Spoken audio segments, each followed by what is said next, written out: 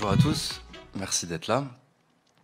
Alors, comme ça a été annoncé, je vais présenter la réflexion qui a abouti à la proposition d'un projet de recherche qui se développera dans le cadre d'une thèse de doctorat, avec un format un peu particulier. En France, on appelle ça une cifre. Je reviendrai sur ça à la fin de l'exposé. Il y a des points qui peuvent être intéressants, je pense, par rapport au type de montage qui existe aujourd'hui pour faire de la recherche, quand on sait que le champ académique est parfois bloqué pour les jeunes chercheurs. Donc voilà, j'en dirai un mot à la fin. Et je vais commencer simplement par quelques éléments de contextualisation qui ont amené à concevoir ce projet. Alors, en 2012, Pôle emploi, donc qui est l'organisme qui se charge des demandeurs d'emploi en France, a décidé de numériser ses courriers. Donc, à la fois il pouvait s'agir des avertissements, des convocations qui étaient envoyées avant qu'une personne soit radiée du dispositif. Effectivement, suite à cette numérisation, un grand nombre de radiations a été enregistré. Et malgré ça, Pôle emploi a choisi d'étendre cette numérisation ou cette dématérialisation à l'inscription des demandeurs d'emploi dans le dispositif en 2016. La même année, la prime d'activité, qui est dispensée par la Caisse d'allocation familiale, est numérisée à son tour, et l'accompagnement dans les services d'accueil est largement réduit. Les usagers sont redirigés vers d'autres espaces, des centres sociaux, principalement pour recevoir de l'aide dans leur démarche. Dans le même temps, ces centres sociaux et autres espaces similaires sont eux-mêmes incités à s'inscrire dans un processus de numérisation. Des bornes numériques sont placées dans les accueils, des progiciels sont établis pour régler, pour rationaliser le temps des entretiens. Bref, on voit qu'un processus général se met en place qui touche finalement tous les services de l'action sociale. Donc en 2016 toujours, le gouvernement a proposé sa loi pour une république numérique, qui annonçait notamment la dématérialisation complète des démarches administratives à l'horizon 2022. Donc avec des conséquences énormes, on peut l'imaginer. 2 ans plus tard, je continue toujours dans ces éléments de contextualisation, le groupe France Stratégie a publié une étude qui s'appelle « Les bénéfices d'une meilleure autonomie numérique », dans laquelle elle revient sur un certain nombre de points. Tout d'abord, elle estime que 28% de la population française, des plus de 18 ans, soit 14 millions de personnes, est aujourd'hui encore éloignée du numérique. On voit en quoi une numérisation trop brusque peut créer immédiatement une fracture importante. Un autre point qui semble très important, c'est que France Stratégie estime la réduction des dépenses, les économies possibles à partir de la numérisation, à 150 millions d'euros par an, ce qui est quand même pas rien, et qui peut, je crois, favoriser, ou en tout cas persuader un État soucieux de faire des économies, de procéder à cette dématérialisation le plus vite possible. Donc, suite à ces différents moments, le Défenseur des droits en France a publié en 2019 coup sur coup 2 études qui dénoncent les dérives de cette dématérialisation brutale qui tient à l'écart beaucoup de personnes et qui renforce ce qu'on a coutume d'appeler la fracture numérique. Voilà. De là, une question c'est comment concilier le potentiel gigantesque de l'informatique connectée avec la part de soins inhérente à l'action sociale, tout du moins dans une certaine conception de cette action sociale. Donc, dans un premier temps, je voudrais revenir sur le trajet qui m'a poussé à m'intéresser à cette question pour que vous puissiez, ne serait-ce que situer mon point de vue, envisager peut-être les biais cognitifs qui peuvent intervenir et qui susciteront une critique. Donc, comme ça a été rappelé pendant la présentation, j'ai été tout d'abord étudiant en philosophie avant de me rapprocher de la sociologie. Et en master, j'ai eu la chance de conclure mes études par un stage à la mission régionale d'information sur l'exclusion en Rhône-Alpes, une région qui est maintenant Rhône-Alpes-Auvergne, soit dit en passant.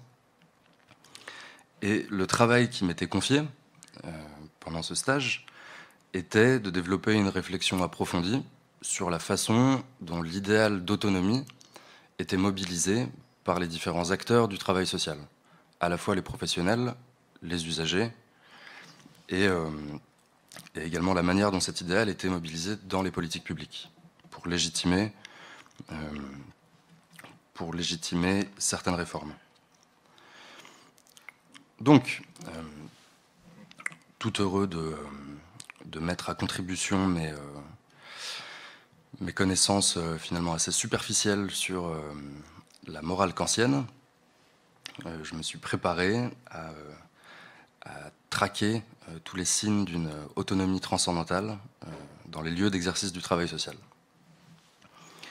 Et la confrontation avec le terrain a été bien surprenante à bien des égards. Le premier lieu dans lequel j'ai été envoyé était un accueil de jour pour des personnes sans abri dans le 7e arrondissement de Lyon. Et bon, déjà je m'attendais à trouver un lieu fort triste, avec des personnes en détresse, des professionnels à bout. Et bon, c'était pas la fête tous les jours, mais l'ambiance était loin d'être celle-là. Il y avait en fait une grande convivialité dans cet espace. Beaucoup de gens venaient pour discuter. Il y avait des blagues qui fusaient, pas toute la journée, mais au moins une fois tous les jours. Et j'ai été assez surpris de voir que dans le même temps, la Fondation Abbé Pierre, qui officie aussi en Belgique, j'imagine, utilisait, ou en tout cas avait requis le CAO, le Centre d'accueil et d'orientation où j'étais, pour expérimenter un programme qu'ils appelaient BASE, pour bagagerie administrative sécurisée électronique. Donc ce dispositif se présentait comme ça, c'était une borne finalement qui était placée à l'accueil et qui devait permettre aux usagers de réaliser un certain nombre de démarches seuls, notamment la numérisation pour la sauvegarde des documents administratifs importants, ce qui se passait normalement dans l'entretien avec le travailleur social. Donc, c'est peut-être la première fois que j'ai vu de quelle manière l'idéal d'autonomie était mobilisé. L'autonomie ici signifiait pas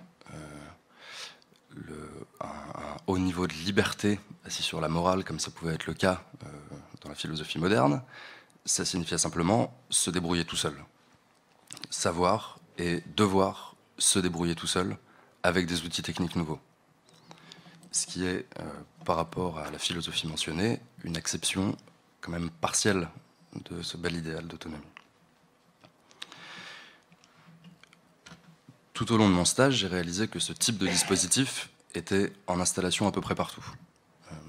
Les centres sociaux devaient mettre en place des bornes d'accueil. Comme je vous le disais, des progiciels étaient utilisés, notamment au centre d'action sociale de la ville de Paris, pour contrôler le temps d'entretien que le travailleur social pouvait et devait accorder à l'usager.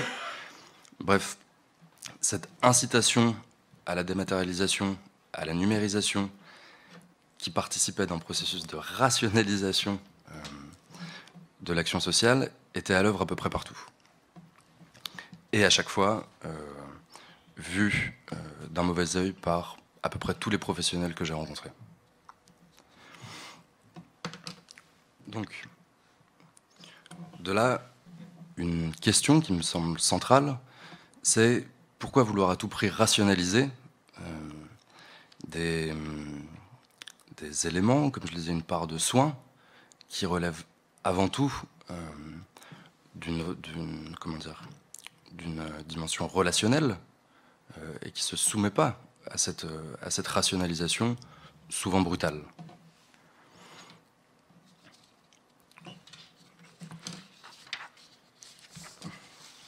Ouais. Il me semble que dans les discussions que j'ai pu avoir avec les usagers des différents services, la dimension relationnelle qui existait dans ces espaces avait au moins deux aspects inquantifiables. Le premier, c'est que, selon moi, elle permettait de reformuler la notion de pair dans un espace, dans des cas de figure, dans des situations vécues, dans lesquelles cette notion était a priori inopérante. On parle de pair principalement dans un champ qui est soumis à l'emploi. Les pairs sont les personnes avec qui on travaille. Hors de l'emploi, la notion de pair est souvent, on va dire, est très rarement conviée. Okay. L'individu est souvent ramené à lui-même, plutôt que compris comme participant d'un collectif. C'est, il me semble, une des raisons qui a poussé Bourdieu à saluer le mouvement de la marche des chômeurs dans les années 90, dans la mesure où cette marche permettait, ou en tout cas avait pour objectif de reformuler cette notion-là, de recréer une appartenance, finalement, dans des situations pour lesquelles les liens sociaux étaient rompus, dans leur grande majorité. Une autre dimension qui me semble perdue dans la dématérialisation de ces prestations ou de ces services, c'est celle du conflit. Dans le dispositif numérique, il devient impossible pour l'usager d'exprimer sa colère ou sa frustration devant un représentant de l'État. On peut crier autant qu'on veut devant un écran d'ordinateur. Jamais ces cris ou l'expression de cette frustration pourra donner lieu à une interaction qui est indispensable à un processus de reconnaissance. Je me réfère ici à la théorie d'Axel Honneth, pour laquelle la lutte pour la reconnaissance passe irrémédiablement par des stades de conflit, avec l'idée que pour tendre vers une reconnaissance de sa singularité propre, cette dimension relationnelle qui comporte l'élément du conflit est indispensable. Le numérique évacue finalement toute possibilité de conflit. Et au lieu de permettre finalement de soutenir une tentative de sortie de la précarité, de continuer à être un espace où le conflit peut s'exprimer, il y a ici un risque de voir le déni de reconnaissance s'installer.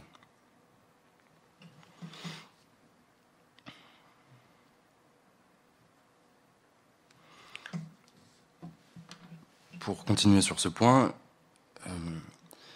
il me semble que cette évacuation de l'élément du conflit est présente également au sein des plateformes que l'État français a mis en place. Je pense notamment à un dispositif qui s'appelle mesdroitssociaux.fr, qui permet de consulter toutes les démarches disponibles, voire d'en effectuer certaines. Il faut voir que cette plateforme et les autres sites similaires laissent aucun espace d'expression aux usagers. Il n'y a pas de forum dans lesquels la personne pourrait exprimer son désarroi, exprimer sa frustration. On se limite à des chatbots ou à des foires aux questions, mais dans aucun cas, ces outils-là permettent à l'individu d'exprimer ce qui fait sa singularité et de retrouver finalement un espace éventuellement de conflit.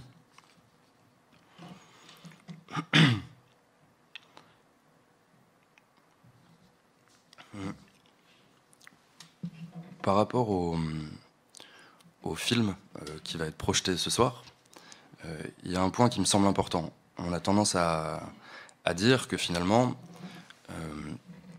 le numérique, ou la dématérialisation des démarches, est simplement la continuité du dispositif qui existait avant que ces technologies s'implantent. Les travailleurs sociaux ont eu à remplir des formulaires, à cocher des cases pendant des années avant de devoir les cocher sur l'ordinateur. Simplement, il y a un point qui me semble intéressant, c'est une réaction qui a été faite par la directrice de la cave de Rieux, en Rhône-Alpes, et qui disait mais moi, pendant toutes ces années, il m'est arrivé très souvent d'écrire à côté des cases sur le papier, de mettre une note en sachant que finalement c'était un autre fonctionnaire, une autre personne qui allait lire ce formulaire et être capable de comprendre en quoi finalement cette case était cochée, mais pas pleinement satisfaisante par rapport à la situation de la personne. Ce qu'elle disait à ce moment-là, et c'est une expression qui m'a beaucoup marqué, c'était qu'avec le numérique, il devient impossible d'écrire à côté des cases. Et le processus de rationalisation qui évacue la spécificité de chaque personne, la possibilité de faire valoir une exception, est complètement annulé. Il me semble que cette évacuation donc, de la possibilité d'exception, mais aussi du pouvoir arbitraire qui était confié aux fonctionnaires locaux pour faire valoir la singularité d'un cas sur un autre, de pouvoir privilégier une réaction d'empathie au simple, à la simple bureaucratie stricte. Tout ce processus de rationalisation finalement peut être vu, je crois,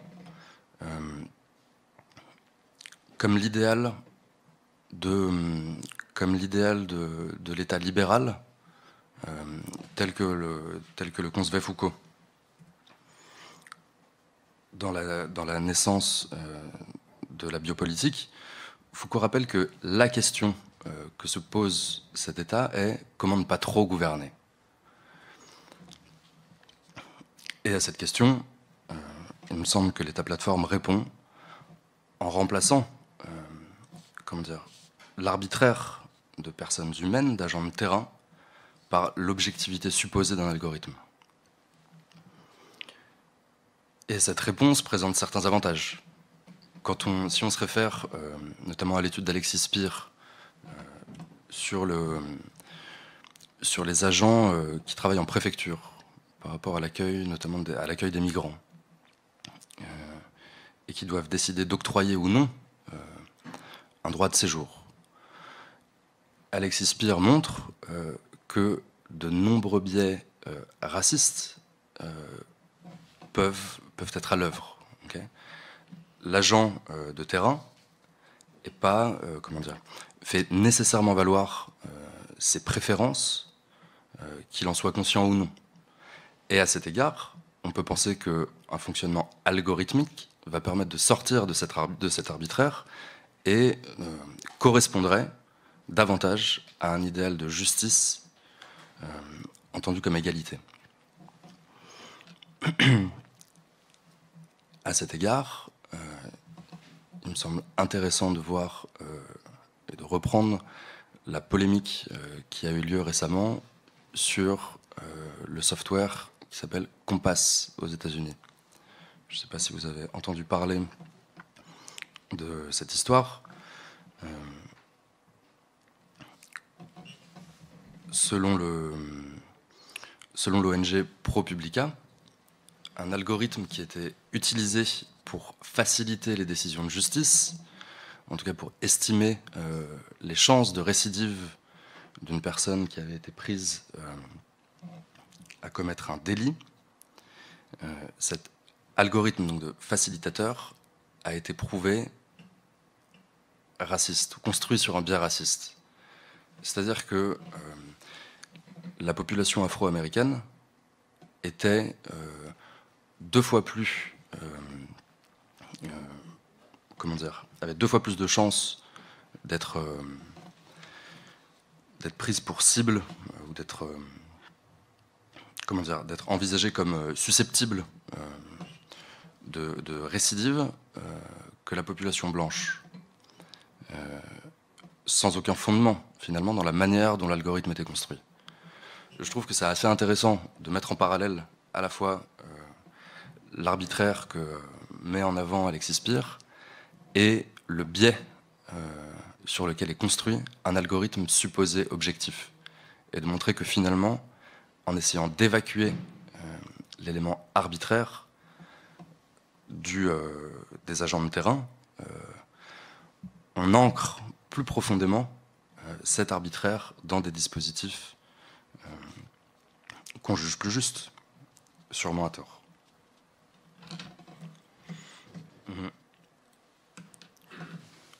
Donc, le fait de vouloir évacuer cet élément arbitraire, à mon avis, témoigne d'un choix, ou en tout cas d'un référentiel politique qui est mobilisé dans la modernisation de l'action publique et qui doit être interrogé. À partir de là, on a un vrai problème de philosophie politique qui se pose pour interroger le référentiel en question.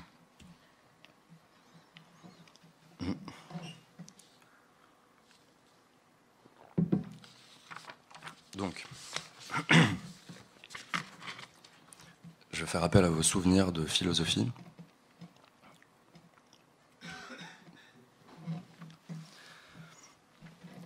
Donc, il est intéressant de voir, comme je le disais au début, que l'idéal d'autonomie est systématiquement mobilisé pour légitimer la mise en place de dispositifs numériques. On favorise l'autonomie de l'usager plutôt ou au détriment de la relation de dépendance à un travailleur social. Il faut voir que cet idéal d'autonomie a été porté dans toute sa splendeur dans la philosophie kantienne. Dans ce cadre-là, l'autonomie est envisagée comme le plus haut niveau de liberté auquel l'individu puisse tendre. Il s'agit d'une autonomie morale qui repose sur un postulat particulier, c'est que chaque être humain a conscience d'une loi transcendantale qui lui permet de distinguer le bien du mal. Okay. Simplement un détour par Kant. La formulation de cette loi, ce que Kant appelle l'impératif catégorique, et dont l'une des formulations est agis de façon telle que tu traites l'humanité aussi bien dans ta personne que dans tout autre, toujours en même temps comme fin et jamais simplement comme moyen. On trouve cette formulation dans les fondements de la métaphysique des mœurs. Il faut voir que la majorité des représentants des démocraties occidentales aujourd'hui, de Barack Obama, non plus maintenant, mais de Barack Obama à Emmanuel Macron, ont pour référence un un ouvrage qui s'appelle La théorie de la justice, qui a été écrit par John Rawls et qui s'inscrit directement dans le sillage de la philosophie kantienne. Je trouve que c'est important de le noter, parce que ce formalisme de la morale qui est envisagé peut s'avérer contraire à une morale communicationnelle comme elle a été formulée ailleurs. Donc l'ouvrage de Rawls est connu et on retient notamment une expérience de pensée qu'il appelle le voile d'ignorance, que je voudrais rappeler ici. Vous allez voir pourquoi. Donc, dans cette expérience de pensée, Rawls nous suggère d'imaginer 5 individus placés derrière un voile d'ignorance, donc derrière lequel ils n'ont aucune connaissance de leurs préférences personnelles, aucune histoire, aucun affect, aucune relation affective. Ils sont finalement de purs esprits, des êtres purement raisonnables. Il y a 2 citations qui sont tirées de cette expérience de pensée ici. Et à ces 5 individus, 2 situations sont proposées. Donc ils sont placés derrière le voile d'ignorance avant d'entrer en société finalement. Et Rawls se sert de cette expérience de pensée pour essayer de déterminer des critères rationnels de justice. Donc avant d'entrer dans cette société, ils n'ont aucune préférence personnelle et on leur propose 2 situations possibles. Dans la première, une personne a 80% des ressources et toutes les autres se partagent le reste. Dans la seconde, chacun se trouve confié la même proportion de ressources possibles. Rawls se sert de cette expérience de pensée pour dire tout être rationnel préférerait la deuxième situation à la première et préférerait la sécurité finalement d'avoir un minimum plutôt que l'opportunité incertaine d'avoir plus que les autres. Je rappelle simplement cette expérience de pensée ou cette théorie parce que elle me laisse une impression étrange. Je trouve que sur beaucoup de points, ce voile d'ignorance ressemble étrangement à l'écran d'ordinateur derrière lequel une personne est installée pour effectuer ses démarches administratives. Les préférences particulières de la personne n'ont aucune manière de s'exprimer.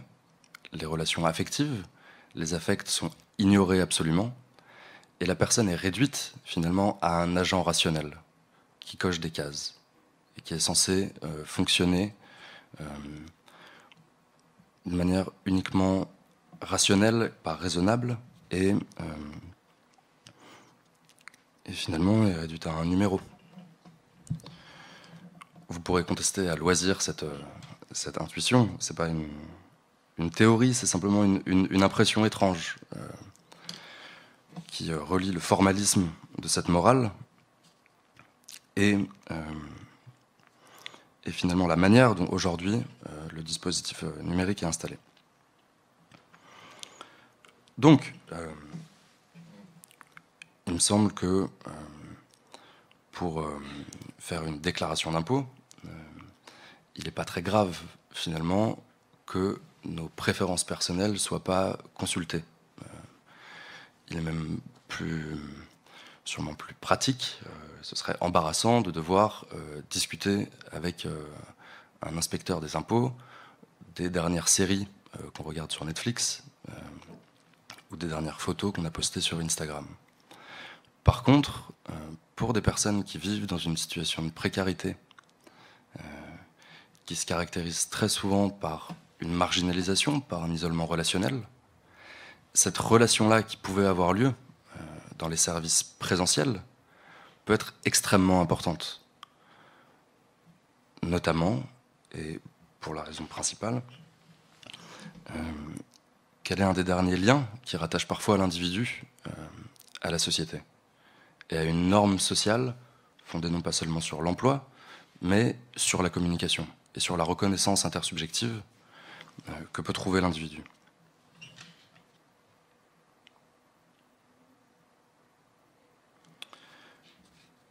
Voilà. Donc il me semble que ce formalisme de la morale kantienne est finalement le type de légitimation qui est toujours invoqué pour la modernisation de l'action publique et pour la dématérialisation, qui lui permettent de légitimer ça. Et à partir de là, deux courants, je me suis intéressé en tout cas à deux courants d'éthique contemporaine qui se sont attachés à dénoncer ou en tout cas à illustrer les limites de ce formalisme moral pour voir finalement comment le contourner, comment éviter de tomber dans une négation profonde de la singularité de chacun pour un idéal de justice entendu d'une manière purement formelle. Donc une autre voie, une critique qui s'est dressée contre ce type de morale est venue d'un courant de pensée américain issu de la psychologie du développement moral et qui s'appelle l'éthique du care, de l'anglais take care, qui n'était pas traduite en français, qu'on appelle l'éthique du prendre soin parfois. Je vais peut-être en dire un mot rapidement si c'est pas connu de tout le monde. Donc la psychologie du développement moral s'est beaucoup développée au XXe siècle autour d'un personnage qui s'appelle Lawrence Kohlberg,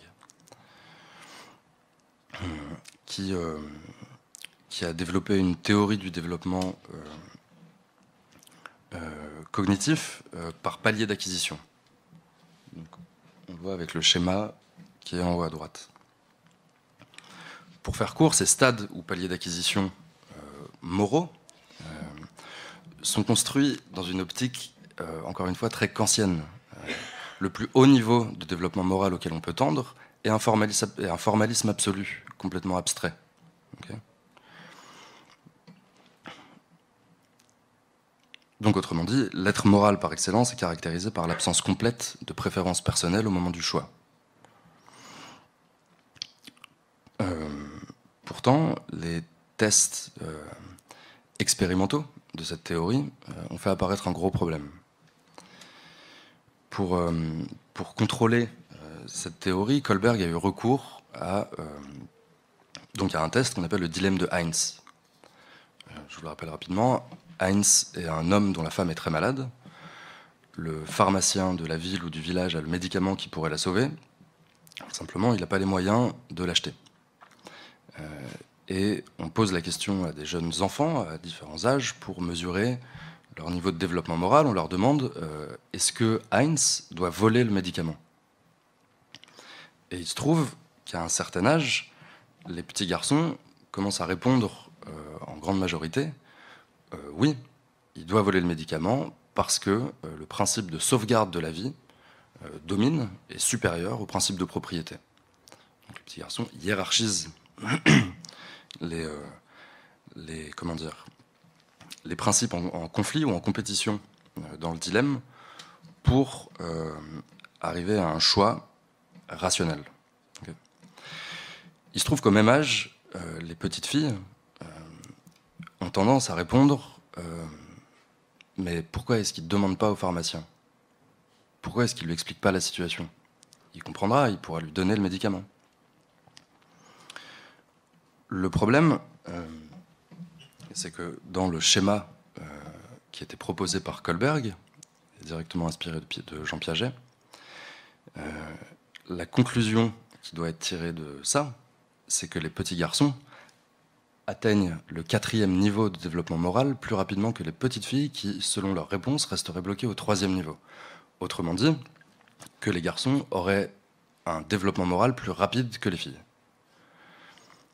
Donc Kohlberg refuse de tirer cette conclusion, évidemment, mais une de ses élèves à Harvard, une jeune hippie qu'on voit ici, qui est la meilleure du monde, va reprendre le dilemme, va reprendre cette observation et va affirmer que finalement cette cette hiérarchie des différents niveaux de développement moral est biaisée et construite sur une représentation partielle qui correspond à une certaine vision du monde toujours formelle ou kantienne, si on veut.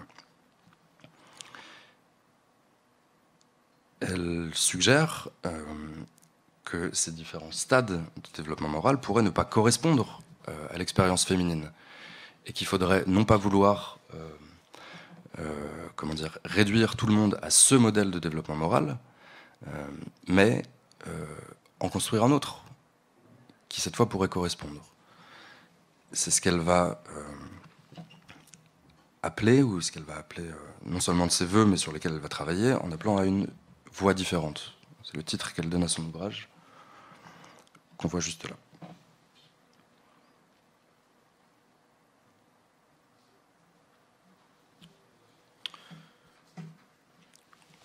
Donc, si on reprend les fondements de cette théorie du Caire, l'appel à l'autonomie individuelle, sur laquelle est fondée la légitimation de la numérisation de l'action publique, donc, trouve dans cette optique une valeur toute différente. Si on ramène le soin comme valeur fondamentale de l'action sociale, alors il n'est d'autonomie que relationnelle, et la numérisation ne peut être viable et ne peut être légitime que si elle favorise ce type de relation, que si elle recrée des liens là où ces liens ont été mis à mal. Donc, sur le plan politique, une autre chercheuse qui s'appelle Joan Tronto va reprendre toute cette théorie et en tirer les fils, en jouant notamment contre l'éthique kantienne, la carte des moralistes écossais. Donc, elle fait référence beaucoup à Hutcheson, Hume, Adam Smith, dont on oublie parfois cette partie de l'œuvre, qui pense la morale en ayant recours systématiquement au sentiment vécu, au sentiment de la morale et pas seulement à un formalisme comme il est conçu chez Kant. Donc, pour revenir au thème qui nous intéresse ici, après ce petit détour, la capacité à se servir seule d'un ordinateur est rien si elle n'est pas génératrice de relations renouvelées et consolidées qui donnent un sens à la participation sociale, qui légitime l'individu dans sa participation à la société malgré la vulnérabilité de sa situation, dans les cas de personnes éloignées de l'emploi depuis longtemps. Ça appelle, il me semble, cette optique du Caire, à penser une véritable clinique de la transition numérique et pas se limiter à finalement à des considérations pas se contenter d'un pansement.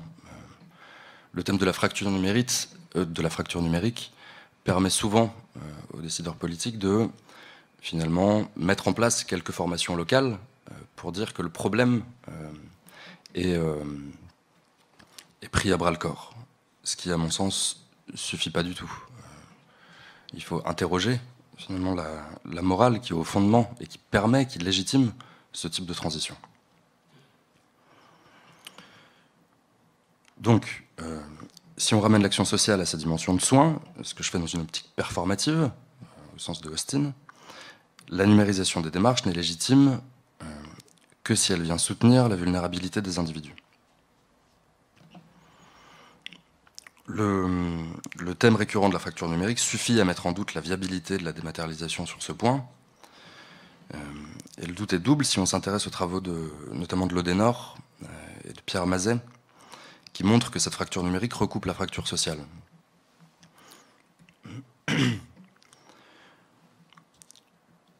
Pierre Mazet écrit en 2017 que la généralisation du passage au numérique procède à un redoublement de la mise à distance des publics les plus fragiles et conduit à un processus d'exclusion administrative. Autrement dit, on voit que les éventuelles formations locales qui sont mises en place pour colmater un déficit de savoir-faire sont loin de suffire à interroger profondément ce qui se passe au moment de la numérisation. Il me semble que c'est assez étonnant de voir la manière dont cette transition est effectuée si on observe que la majorité des travaux en sociologie de la précarité depuis les 30 dernières années, on voit quelques références seulement ici, se sont attachés à montrer que la précarité n'était pas seulement affaire de pauvreté, finalement, de manque de moyens, que ce soit des moyens financiers ou des savoir-faire techniques, mais qu'elle se caractérisait profondément par un déracinement, par une perte des relations sociales, par un isolement relationnel, et que c'était finalement ce point-là qui faisait ce que la précarité a de tragique. Et prendre le risque, finalement, aujourd'hui, de redoubler cette expérience de la précarité par une numérisation trop brutale, c'est ignorer tout ce que ces travaux apportent, c'est ignorer, finalement, une conception généreuse et large de ce que doit être l'action sociale.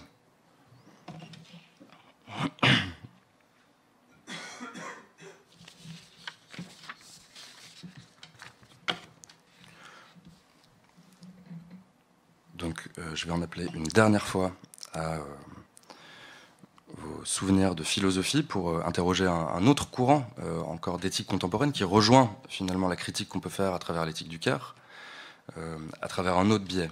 Il s'agit de la lutte pour la reconnaissance d'Axel Honneth, et qui peut venir en tant que théorie, qui peut venir à notre rescousse pour penser une alternative au schéma bureaucratique qui gouverne la transition numérique.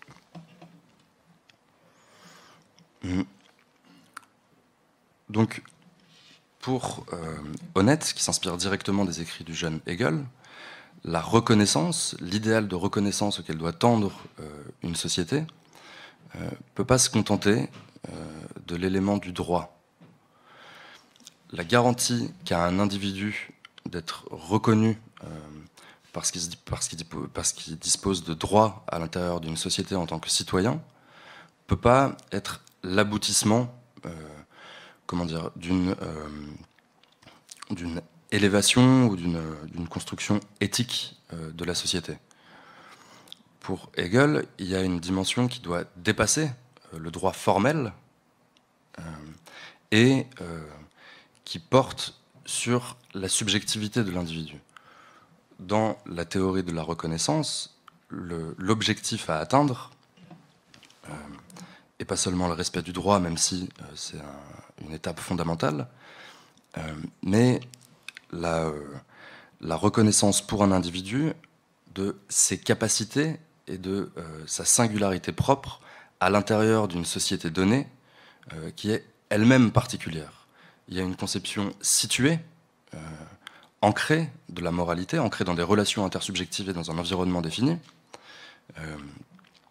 qui est le seul, finalement, où l'individu peut concrètement s'épanouir.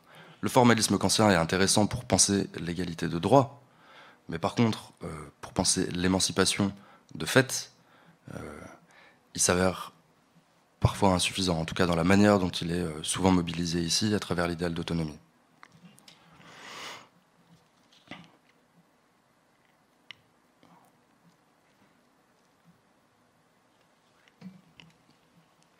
Donc, simplement une remarque en transition, avant de vous parler vraiment du forum qui a été envisagé et qui va être conçu pour proposer une forme de réponse à ces limites. La critique que je fais du formalisme, finalement, de la transition numérique porte sur, spécifiquement sur la numérisation des démarches administratives et notamment les prestations liées au chômage. Il ne s'agit pas de critiquer le numérique comme objet absolu. Il suffit de voir tous les forums qui fleurissent sur le net pour se rendre compte du potentiel gigantesque de reconnaissance intersubjective qui peut exister en ligne. Simplement, ce potentiel est pour l'instant pas mobilisé dans l'action publique.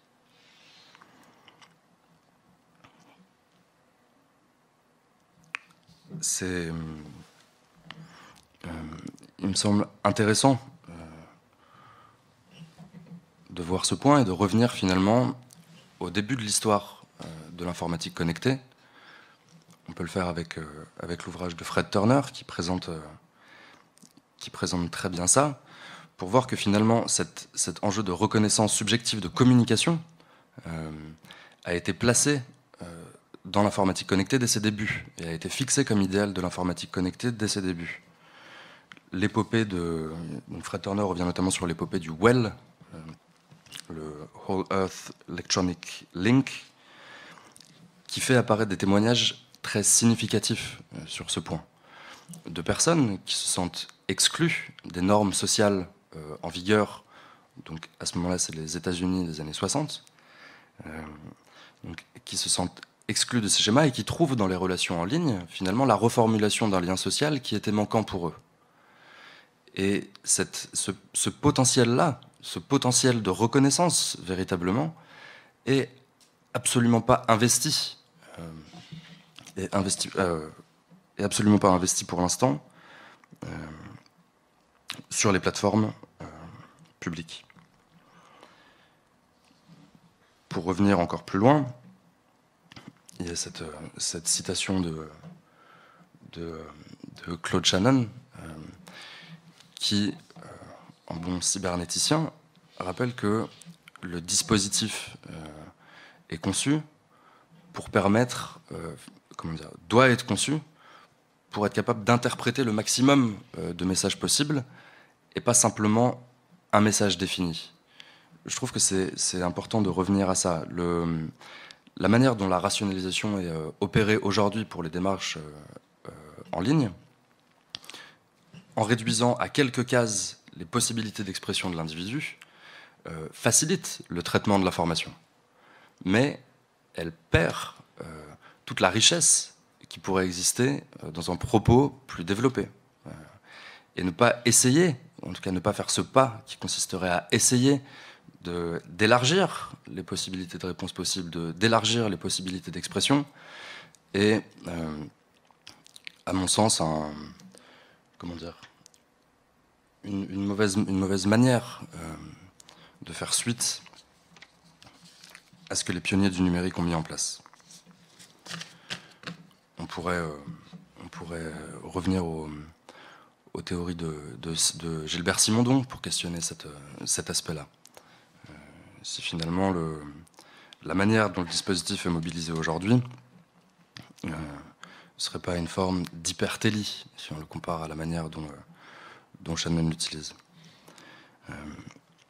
Et encore une fois, avec Simondon, pour ne pas tomber dans le misonéisme, dans une haine de la machine, dans une haine de l'objet numérique qui conserve un potentiel énorme, je pense qu'il faut suivre la manière dont Bernard Stiegler interroge ces outils-là.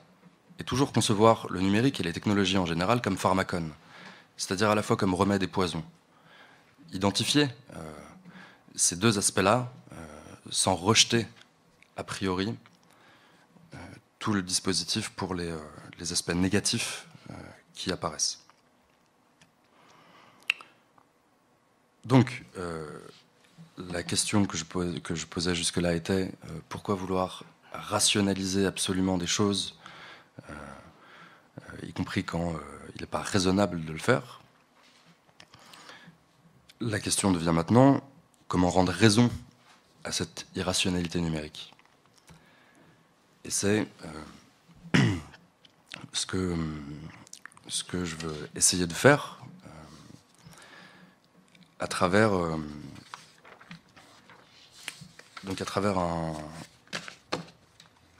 un forum qui est au cœur du projet de recherche pour lequel je suis mobilisé.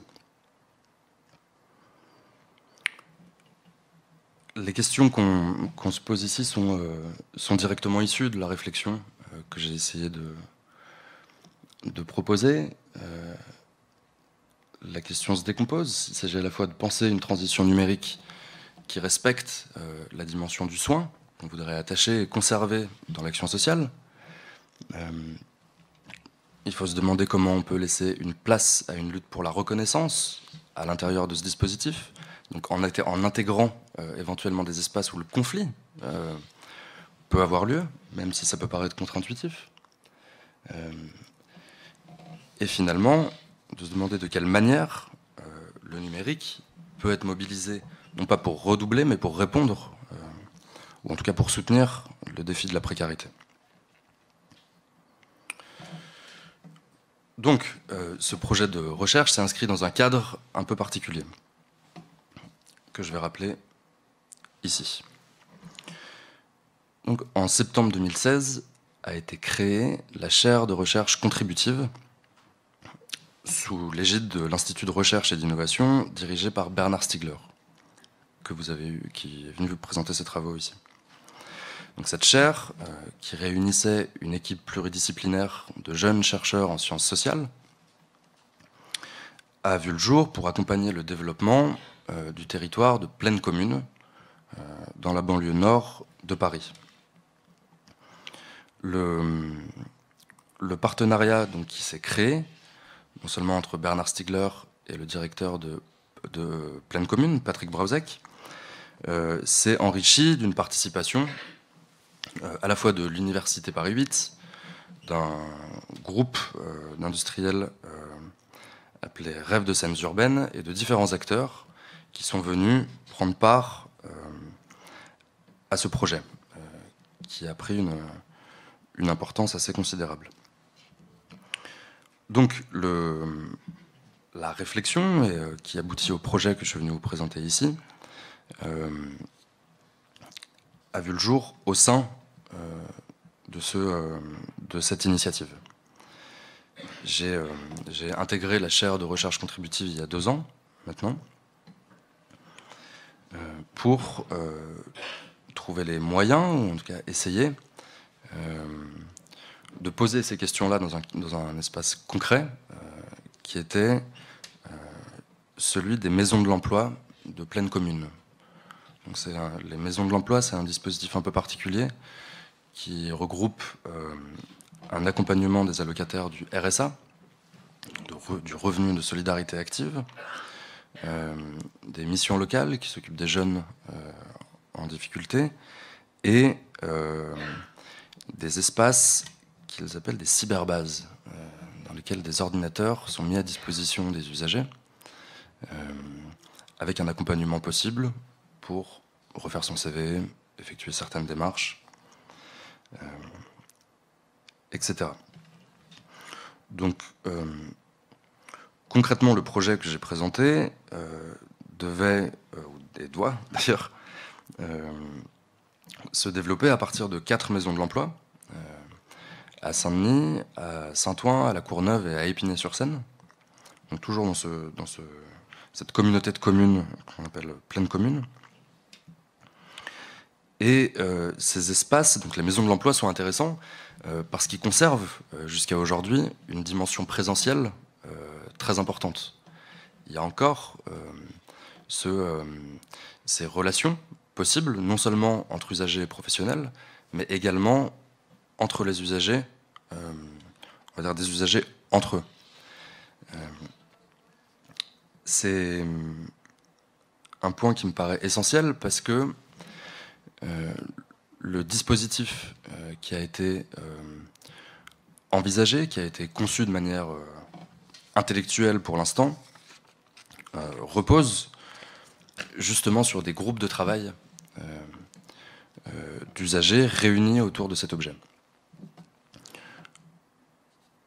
C'est d'ailleurs la première étape du travail qui va être mené et qui consistera à constituer des groupes de travail sur chaque maison de l'emploi et dans un premier temps, d'identifier les besoins les plus urgents, les plus immédiats, liés à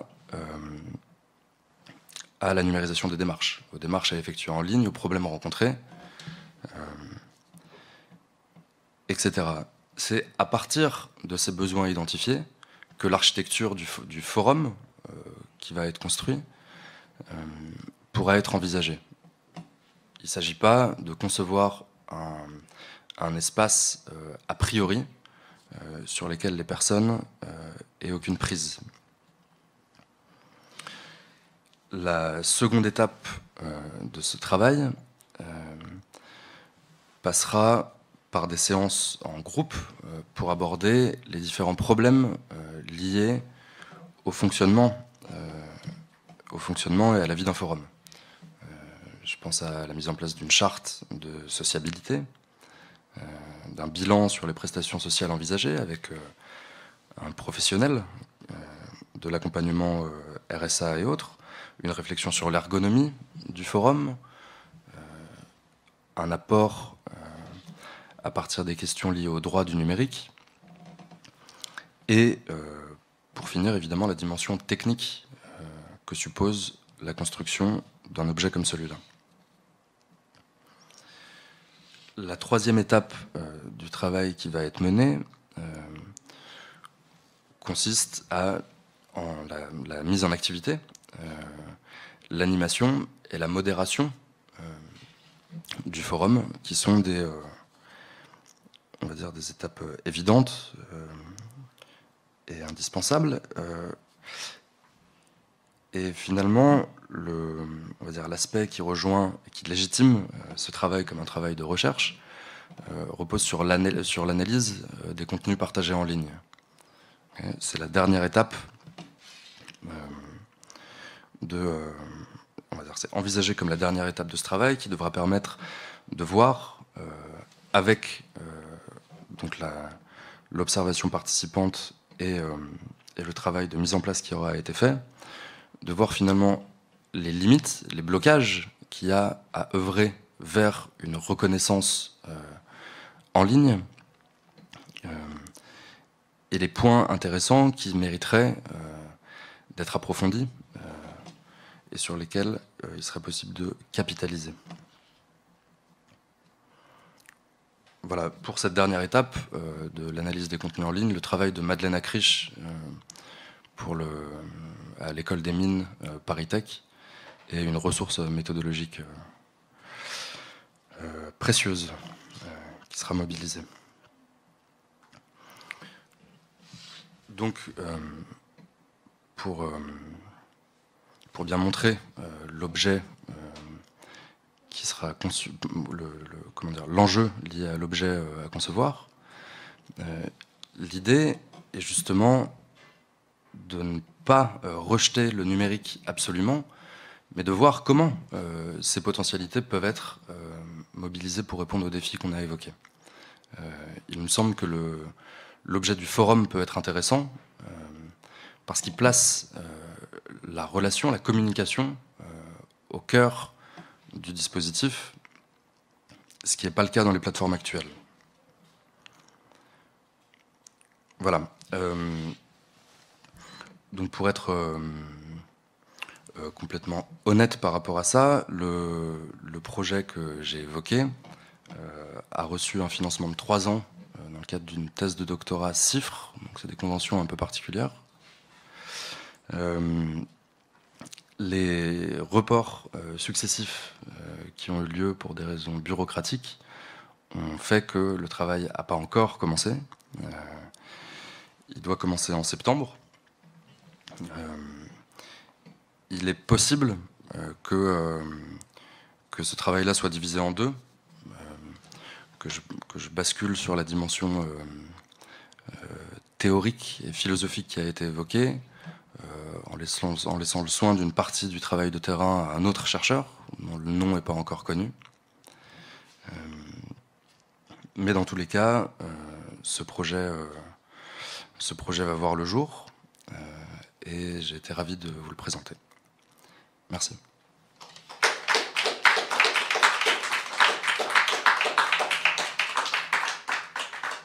Je m'appelle Denis Desbonnets, je travaille au collectif Solidarité contre l'exclusion, on est tout près ici, au Botanique. Et on a aussi un magazine qui s'appelle Ensemble, donc on est une association qui, depuis une vingtaine d'années, travaille, je dirais, dans la défense des précarisés, singulièrement les chômeurs, les allocataires sociaux, l'équivalent des gens qui sont à le RSA, mais le système est un peu différent en Belgique, mais foncièrement c'est la même philosophie. Et puis globalement aussi, on réfléchit à tous les phénomènes de, comment dirais-je, de dégradation du marché du travail, et singulièrement autour de l'ubérisation du travail, les livreurs à vélo, etc. Où là, vraiment, en termes de numérisation, on voit le côté, ou les taxis du pauvre, on voit le côté complètement monstrueux et barbare que ça peut représenter. Notamment, je me rappelle de cette grève qui avait lieu à Paris parce que certains des chauffeurs Uber avaient appris par un texto que leur salaire allait diminuer de 25% pour des questions de concurrence. Voilà. Et ils l'avaient appris comme ça. Et de la même manière que les livreurs à vélo, comme les taxis, quand ils ne performent pas, parce qu'effectivement on demande systématiquement aux clients de les coter, quand ils ne performent pas, ils reçoivent également un SMS leur signalant que ça ne vaut plus la peine de se rendre au boulot le lendemain. Donc on en revient au retour à la tâche. Bon. Ça, c'est le genre de boulot qu'on fait. Alors je voulais simplement trois petits éléments par rapport à ce que vous avez dit qui ont fait écho.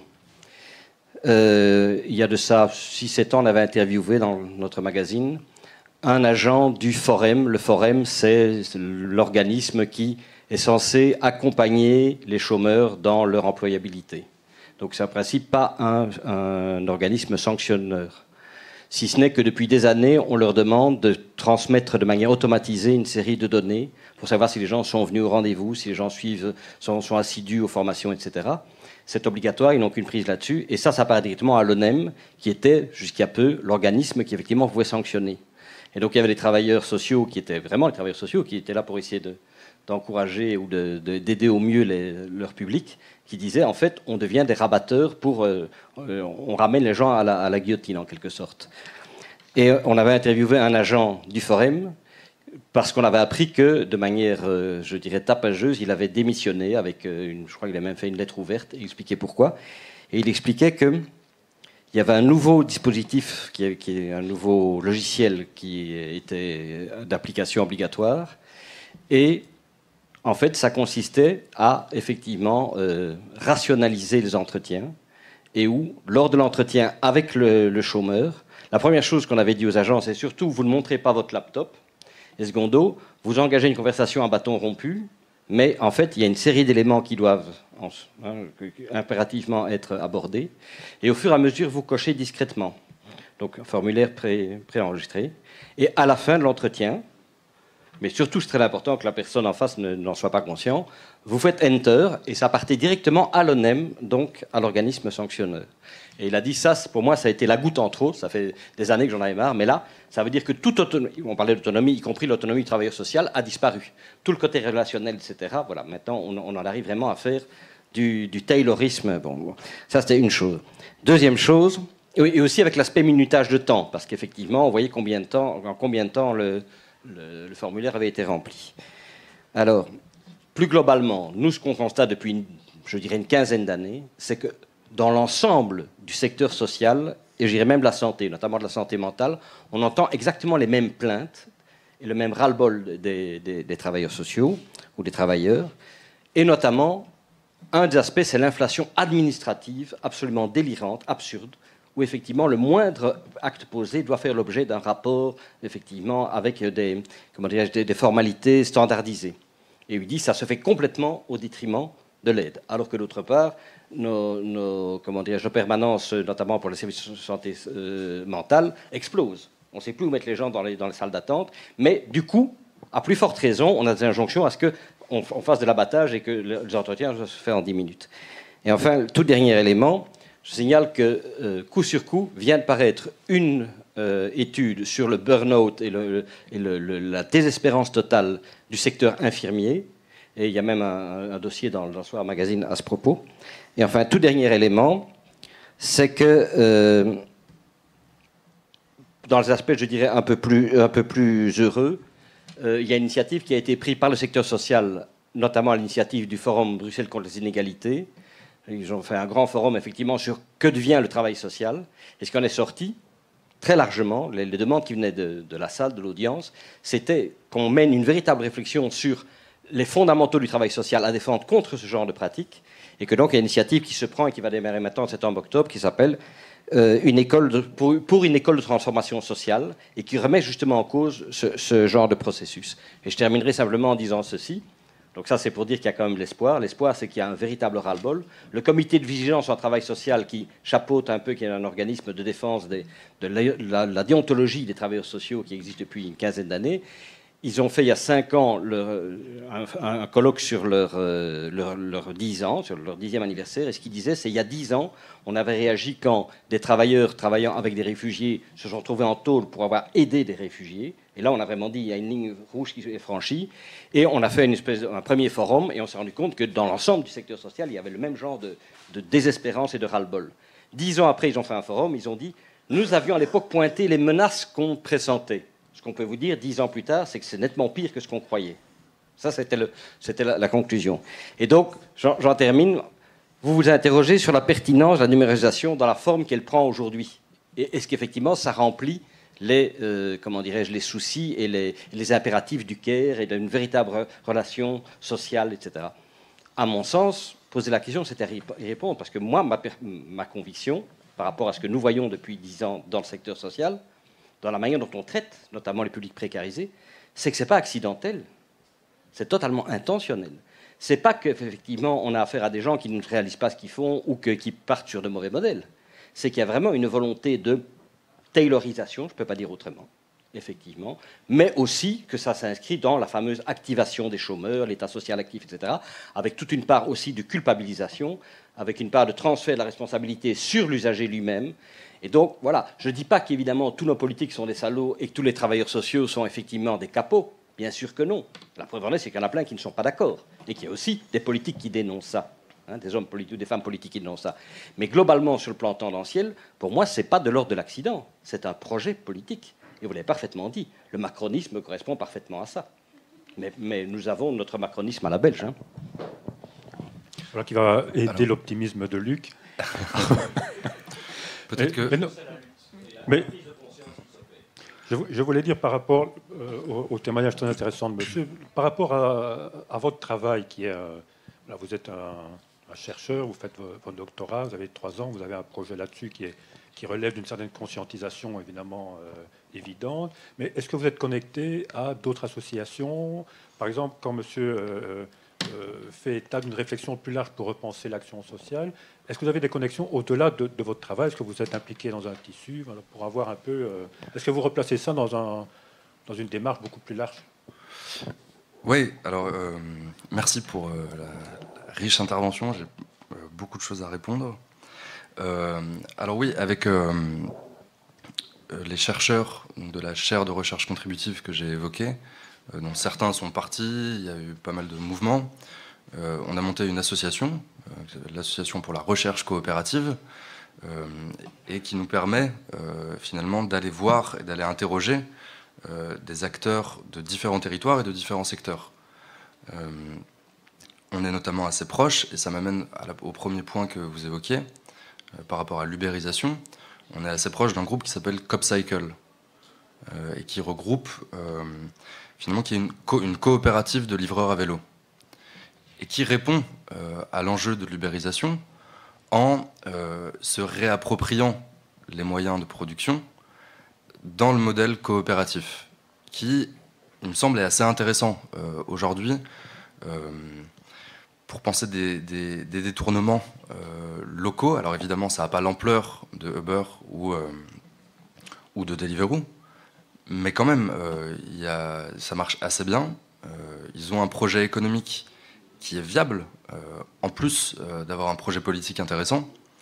Je pense aussi à la coopérative Smart, qui mutualise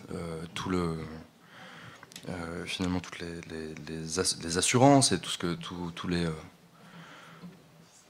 ce dont finalement des agents indépendants ont besoin pour continuer à exister face à des mastodontes comme ça. Simplement, sur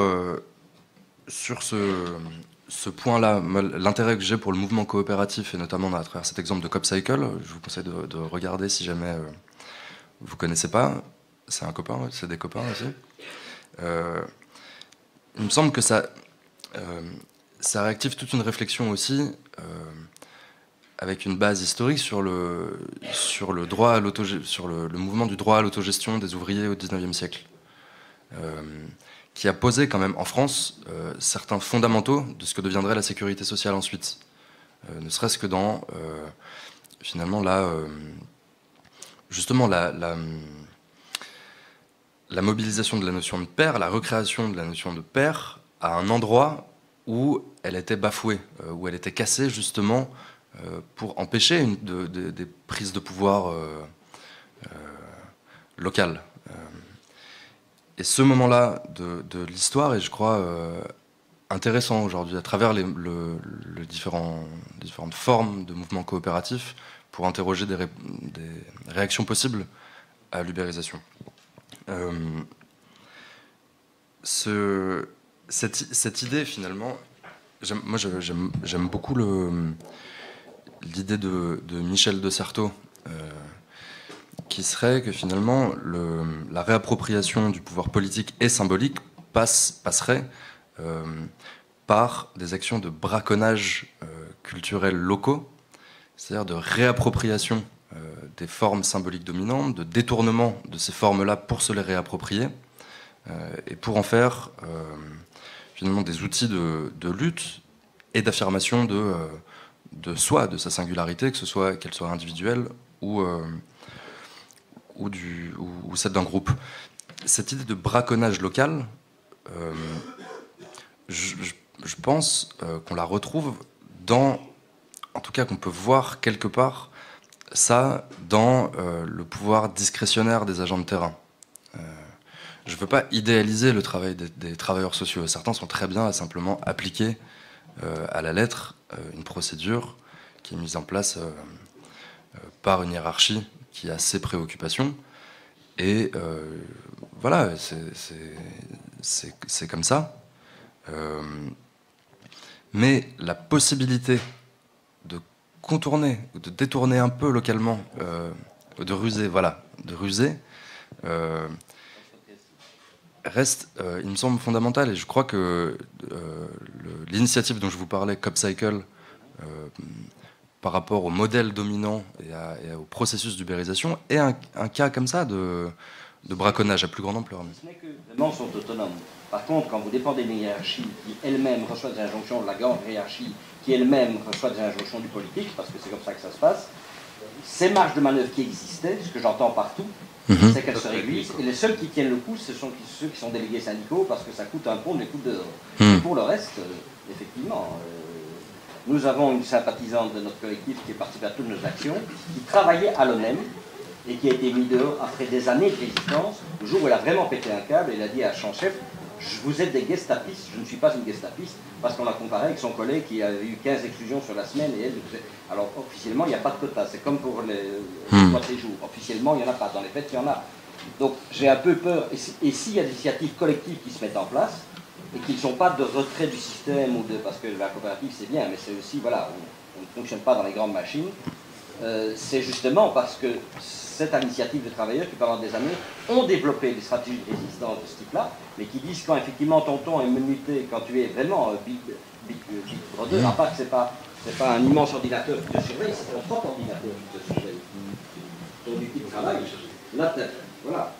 Je disais, Franck Timbal, il disait non seulement dégueulasse parce que je suis en train de faire ravateur pour le NEM, mais mon temps est minuté. Maintenant, ils peuvent voir qu'effectivement, j'ai fait 17 minutes et pas 14. Oui, je citais Foucault un peu plus tôt pour autre chose, mais sur les sociétés de surveillance et les sociétés de contrôle, ça fait évidemment beaucoup penser à ça. Je suis d'accord. Moi, simplement pour finir sur cette idée du braconnage local, de technique de diversion quelque part locale, j'ai une inquiétude quand même, parce que moi, le forum que j'ai peut-être pas très bien présenté, mais quelque part, c'est cette intention au départ.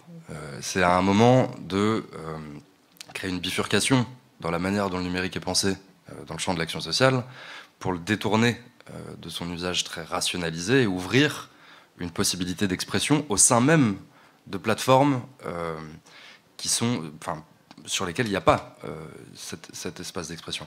Et l'inquiétude que j'ai, et qui est plus large, mais qui porte vraiment sur ça, c'est de savoir si on peut institutionnaliser une démarche comme celle-là.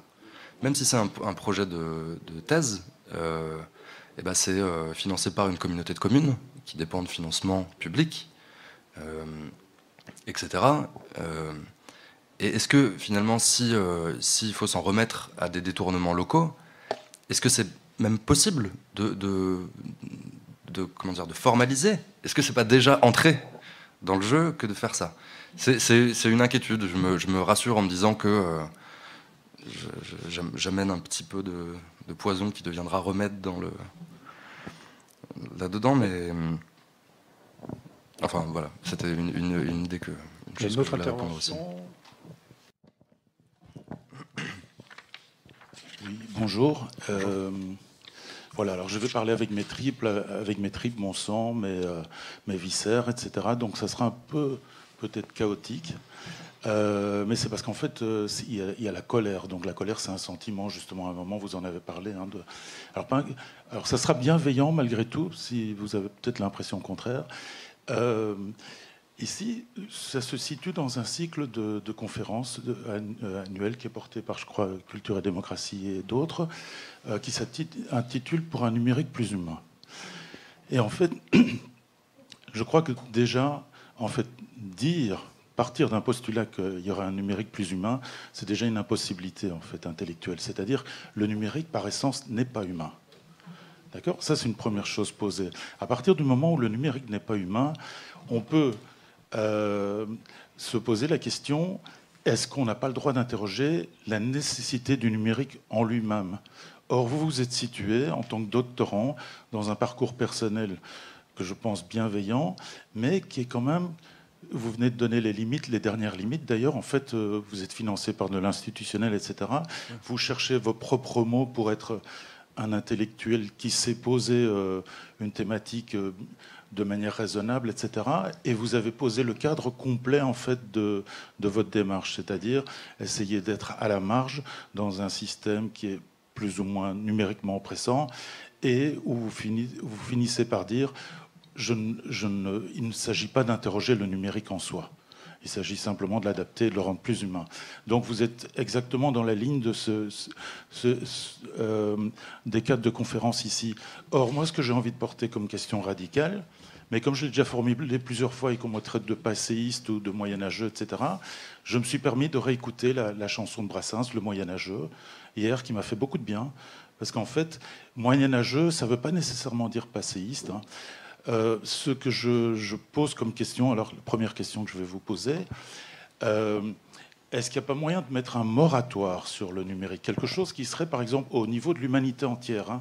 En fait, de dire, c'est en l'état, mais il faut absolument stopper cette marche forcée vers le numérique et s'interroger de manière éthique. Je parle au niveau mondial, parce que je ne crois pas qu'il y a de nécessité du numérique, en fait. Ça, c'est le grand piège dans lequel les penseurs alternatifs sont enfermés. C'est-à-dire que le premier postulat, c'est que le numérique est là et qu'on ne peut plus s'en passer. Ce n'est pas vrai. Je prends un premier exemple. Vous parlez de Pôle emploi, c'est-à-dire la question du chômage, qui est devenue structurelle. Pourquoi ? Le choc pétrolier en 1974 est donc une problématique de ressources qu'on essaye de résoudre de manière, en essayant de trouver des énergies alternatives. Et puis alors, finalement, le numérique. En fait, le numérique, ça fait une quarantaine d'années qu'il avance. Et ça donne quoi ? Ça donne un chômage endémique où les gens qui se trouvent à Pôle emploi, etc., se retrouvent eux-mêmes, grâce à des bornes, qui grignotent en fait via du numérique, leur poste de travail se retrouvent eux-mêmes au chômage. Donc, en fait, il serait peut-être intéressant de vraiment, et vous en tant que chercheur, de quand même poser la question du numérique en tant que combat. Alors, qu'est-ce qu'on met à la place du numérique ? Eh bien, on remet des gens au travail, des gens où il n'est absolument pas... par exemple, il y a un billet quand même, non, carrément une erreur que je vous encourage à retravailler. En fait, quand vous dites que le numérique est juste du binaire, c'est-à-dire case à cocher ou pas, c'est pas vrai. Techniquement, ce n'est pas vrai, puisque maintenant, il y a de plus en plus de zones de commentaires en dessous de cases à cocher un peu critiques. Par exemple, je ne sais pas si on dit est-ce que vous avez moins de 20 ans, plus de 20 ans, évidemment, c'est oui ou non. Donc il y a des questions simples. Et puis il y a des questions polémiques où les institutions savent qu'il va y avoir des réactions et que les gens vont essayer de toquer à des portes. Et donc ils prévoient en fait des zones de texte où on peut compléter. Mais que se passe-t-il avec le numérique? Le numérique, en fait, c'est un voile entre nous et le réel. Et donc, qu'est-ce qui se passe? C'est que vous avez d'abord des programmeurs qui sont en général des gens à dimension humaine et éthique très faible et qui savent plutôt gérer des algorithmes de manière optimisée. Ils vont mettre 10 cases à cocher, par exemple, et une zone de commentaires. Et que se passe-t-il? C'est que donc, il y a d'une part un informaticien entre vous et la personne qui pourrait vous aider, et d'autre part un opérateur qui est censé intercepter la réponse. Et que va-t-il se passer avec des systèmes de base de données? Si telle et telle cases sont cochées en positif, on va considérer que la remarque est peut-être marginale et qu'on va laisser la personne s'épuiser à essayer de contacter pour dire qu'elle avait fait une remarque. Et uniquement si telle et telle cases sont cochées, on va dire ah, attention, cette personne est un teigneux, donc on va quand même lire son commentaire et on va le transmettre à un opérateur qui sera censé ou pas réagir. Donc le numérique, dans son potentiel actuel, dans sa force actuelle, est bien plus nuisible que positif. Je prends entre autres, par exemple, une chose que j'ai lue pas plus tard que hier, c'est en fait sur un bouquin qui parlait de l'impact sur l'humain en général des smartphones. Et il disait que maintenant, on avait fait des études où où finalement, son titre contient l'idée de poisson rouge. C'est-à-dire qu'un poisson rouge, il tourne 8 secondes dans son bocal et il a l'impression d'être dans un monde différent, en fait, de chaque fois découvrir un nouveau monde. Et en fait, le temps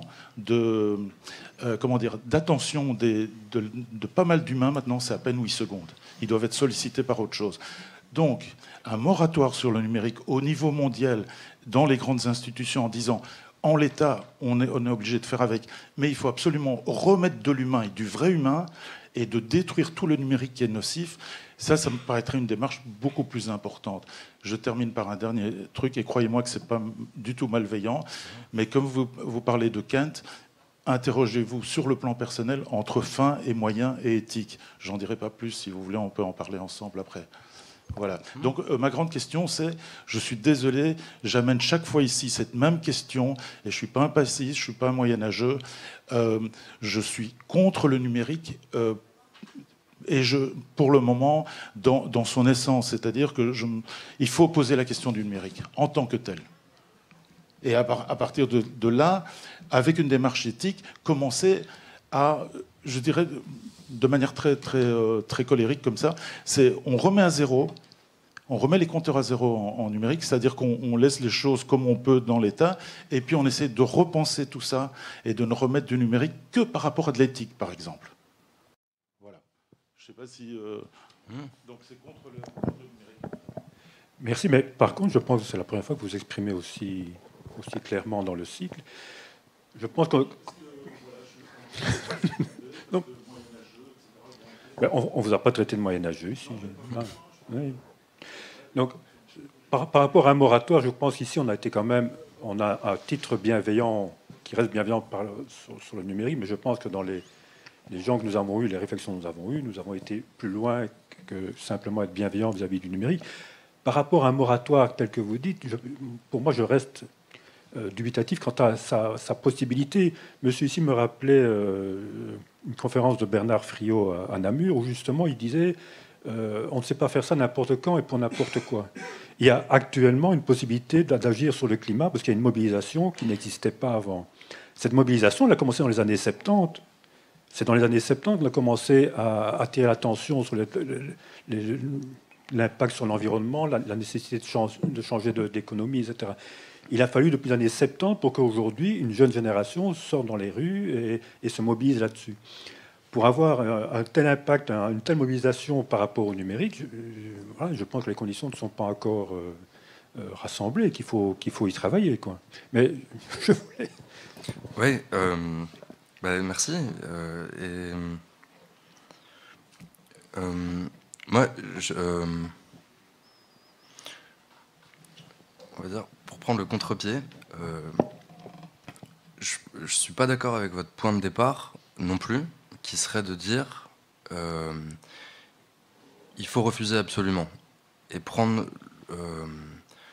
et prendre cet objet-là comme cible de tous les mots, de prendre l'objet technique comme cible de tous les mots qu'on attribue en fait à son utilisation ou à la manière dont il est utilisé politiquement, socialement. Et par contre, je suis complètement d'accord avec vous pour dire qu'il faut l'interroger. Je pense qu'il faut interroger cet objet-là. Je le prends pas absolument pour acquis. J'essaye justement de poser la question de ce qu'il est, de ce qui peut être, et de finalement la fin qu'on lui attribue et des moyens qu'il est censé légitimer. Le numérique, pour moi, apparaît ici pas comme une fin. C'est pour ça qu'il faut pas le refuser, qu'il faudrait pas, ce serait une erreur selon moi de le refuser absolument, mais comme un moyen. Et dans ce moyen-là, pour reprendre le langage kantien, dans ce moyen-là, il y a finalement des signes de l'objectif visé, de la fin vers laquelle on tend, ou en tout cas du référentiel dans lequel on est pris et dans lequel on mobilise cet objet. Moi, c'est ça que j'aimerais bien interroger. Et ça ne veut pas du tout dire le prendre pour acquis. Au contraire, j'ai entamé ce travail avec une vision extrêmement critique. J'ai changé cette approche-là pour regarder concrètement comment ça pouvait être fait et refuser aujourd'hui. L'idée peut être romantique, et moi elle me séduisait, mais aujourd'hui refuser cette technologie, l'arrêter, comme vous dites, en rester là, c'est inenvisageable. Enfin, c'est inenvisageable. Ouais, c'est ça qu'il faut pas dire en fait, mais l'envisager quand même. Disons qu'il y a beaucoup de choses dont moi, et pas seulement moi, voudrais pas me passer, qui sont liées à l'informatique connectée. Je pense à l'information. C'est, il me semble, l'élément le plus...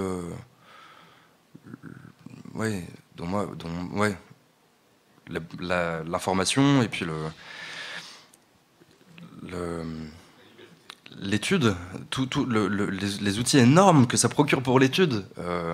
Je lisais un article de Michel Serres qui racontait comment lui devait faire pour faire ses mémoires quand il était en classe préparatoire ou quand il était à la fac ensuite. Et il devait prendre le train tout le temps pour aller dans telle bibliothèque, attendre 2 heures que la personne lui ramène l'ouvrage depuis le silo pour aller voir dans la référence, etc.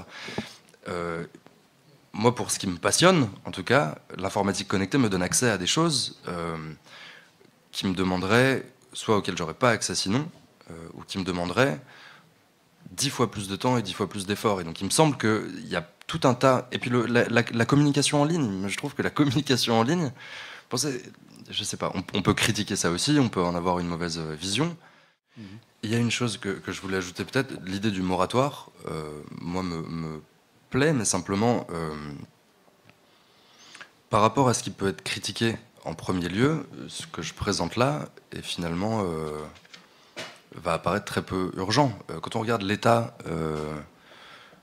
si vous regardez les fermes à clics ou les conditions dans lesquelles travaillent les concepteurs de software en Inde, là, il y a des choses profondément choquantes qui appelleraient justement un arrêt strict et simplement un travail sur le respect de la dignité de chacun. Mais évidemment, mais je suis pas sûr que si on arrêtait toute la production du numérique, ces gens-là, l'argument est mauvais. J'allais dire, si on arrêtait l'utilisation du numérique, je suis pas sûr que ces gens-là s'en porteraient mieux, ceux qui travaillent dans les fermes à clics, par exemple. L'argument est mauvais parce que ça légitimerait la manière dont c'est fait aujourd'hui. Mais ce que je veux dire, c'est que je crois pas qu'il faille prendre le numérique, l'informatique connectée comme un fétiche qui comporterait en elle-même tous les maux. Mais voir davantage ça comme un objet auquel on attribue des qualités et qu'on peut faire dévier de la manière dont il est utilisé. Mais il y a quand même des questions d'éthique. Enfin, on a eu ici une fois Marc Ouniadi qui est rentré un peu sur numérique et éthique. Il y a quand même des implications des choix du numérique qui, au niveau sociétal, ne sont pas étudiées au niveau impact. Et donc, je crois qu'il y a certaines utilisations qui devraient faire l'objet d'un débat démocratique sur les enjeux. Et que si on met en question de manière beaucoup plus démocratique les enjeux, ce que peut découler du numérique, je pense qu'on devrait aussi parler d'autres choses, d'autres aspects de l'organisation de la société. Et donc peut-être aussi ces personnes qui sont, dont le seul emploi, la seule possibilité d'améliorer le revenu, c'est les fermes à clic, pourraient aussi être prises d'une réflexion un peu plus globale. Enfin, tout se tient. Mais il est quand même tard maintenant, donc peut-être conclu, mais on peut continuer à discuter avec un verre que je vous offre volontiers au bar. Merci beaucoup. Merci à vous. Merci pour votre invitation.